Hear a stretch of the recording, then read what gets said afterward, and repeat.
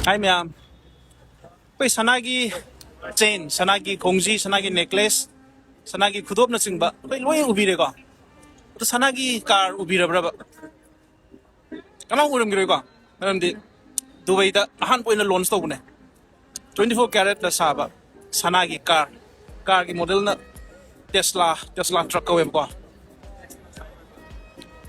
Asing mag-goal ni ko si Jamyam. Sasan na banate. Dubai da fang double ite ba. Ay usit kano to roke gari jo ino. Focus to roke. Yung bio 24 karat gold car. Asing ni ko mayam sana po nate. Sum lambi da thobo yar ba electric car Tesla ne. Tesla ka sange do mai je ko gi Tesla truck ko we. Sana je lang trek lang 24 karat oi bani ne ko Dubai gi quality ju go we re. Mayam na mobile da video ji yeng matam de khara mayek sengam da blur we mu ji ko. Asing mo de mayam lang trek lang ba zani.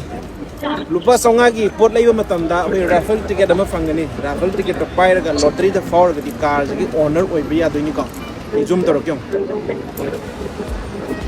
24 karat gold guys sana maman suang yaw de vida gari ji ki price 1 crore heli ko ado magi gold coated werga price ti reveal to